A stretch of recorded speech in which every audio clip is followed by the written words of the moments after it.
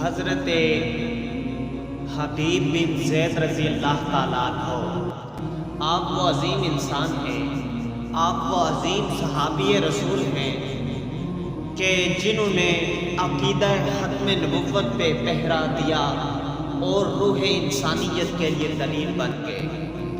آپ عشق محمدی کے پیکر، محب رسول، آپ نے جو عقیدہ ختم نبوت پر پہرا دیا ہے وہ روح انسانیت میں دلیل بن گئی۔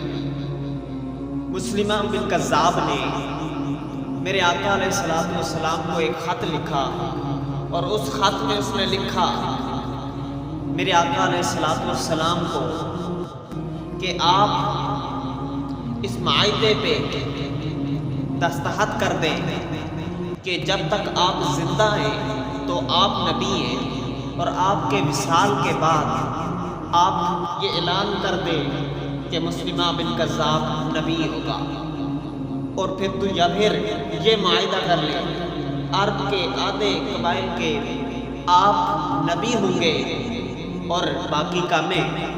میرے آقا علیہ الصلوۃ والسلام نے کہا میں تو اللہ کا رسول ہوں لیکن تو کذاب ہے۔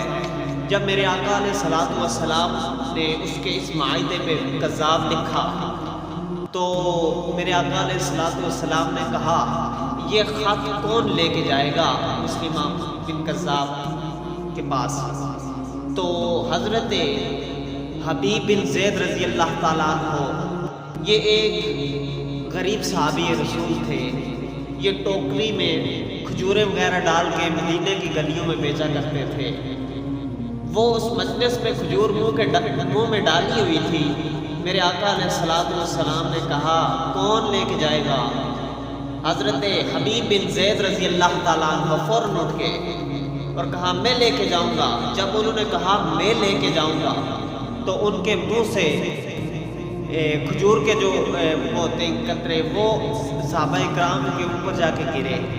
تو صحابہ کہنے لگے یہ کم از کم کھجور تو کھا لے، اتنی جلدی ہے؟ وہ کہتا ہے کھجور کھاتے کھاتے کسی اور کی ڈیوٹی لگ جائے تو پھر میں کیا کروں؟ اللہ اکبر۔ جب وہ کھڑے ہو گئے میرے آقا علیہ الصلوۃ والسلام نے کہا اے حبیب، اس کو حضرت حبیب بن زید رضی اللہ تعالیٰ عنہ کو اپنا نیزہ بھی دیا اور گھوڑا بھی دیا۔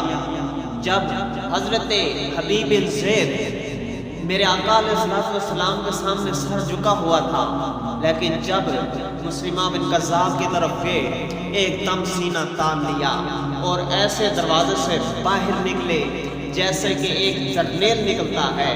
حضرت حبیب بن زید رضی اللہ تعالیٰ عنہ جب وہ مسلمہ بن کذاب کے پاس پہنچے، آپ نے نیزہ گاڑا اس کے دربار میں اور ایک سناٹا سا چھا گیا۔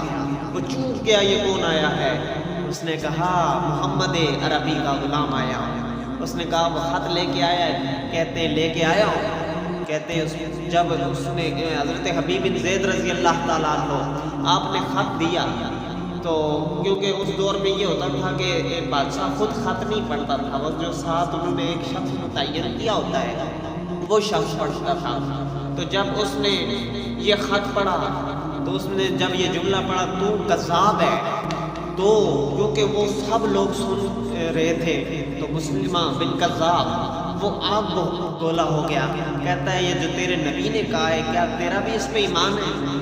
حضرت حبیب بن زید رضی اللہ تعالیٰ عنہ نے کہا میرا تو اس پہ ایمان ہے۔ حضرت حبیب بن زید رضی اللہ تعالیٰ عنہ آپ نے کہا تو 7 سمندروں کے پانی سے غسل بھی کر لے، دھو بھی لے، تو پھر بھی کذاب ہے۔ جب آپ نے اپنی جرت کا سامنا کیا تو اس نے تلوار کے ساتھ پہلے آپ کا ایک ہاتھ کاٹا، تو پھر کہا ابھی بھی تو اس جملے پہ قائم ہے۔ کہتا ہے تو ان کو یہ نصیحت کر رہا ہے جو بدر سے لے کے احد تک دشمنوں کو چاٹتے آئے ہیں، کیا تو ان کو کہہ رہا ہے کہ یہ ابھی ٹھیک کیا ہے میں نے، یا تیرا اس پہ ایمان ہے؟ وہ کہتے ہیں جب اس نے پھر دوسری تلوار ماری، دوسرا نیزہ مارا، ان کا دوسرا ہاتھ اتر گیا۔ کہتے ہیں پھر اس مسلمہ بن کذاب نے حبیب بن زید رضی اللہ تعالیٰ عنہ سے کہا آپ کی جرت کو سلام، حضرت حبیب بن زید رضی اللہ تعالیٰ عنہ سے کہنے لگا ابھی بھی اس جملے پہ قائم ہے؟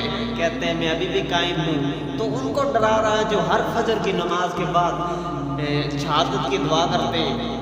تو جب اس نے یہ دیکھا اس کے ہاتھ کانپنے شروع ہو گئے۔ لاسٹ پہ اس نے حضرت حبیب بن زید رضی اللہ تعالیٰ عنہ ان کی گردن پہ وار کیا اور وہ شہادت کا جام نوش کر دیے گئے۔ لیکن یہ واقعہ سنانے والے کون تھے؟ یہ واقعہ سنانے والے اسی دربار کے اندر تھے، لیکن بعد میں وہ اسلام لے آئے تھے۔ لیکن جب حضرت حبیب بن زید رضی اللہ تعالیٰ عنہ آپ نے شہادت کا جام نوش کیا تو کریم آقا علیہ السلام کو پہلے پتہ چل گیا۔ میرے آقا علیہ السلام کی آنکھوں سے آنسو ٹپکے تو صحابہ نے پوچھا یا رسول اللہ کیا ہو گیا ہے؟ آپ صلی اللہ تعالیٰ علیہ وسلم نے فرمایا حبیب بن زید کو شہید کر دیا گیا ہے۔ آج حبیب بن زید نے ختم نبوت پر بتا دیا کہ ہمیں ہماری جان بھی چلی جائے ہم پیچھے نہیں ہٹیں گے۔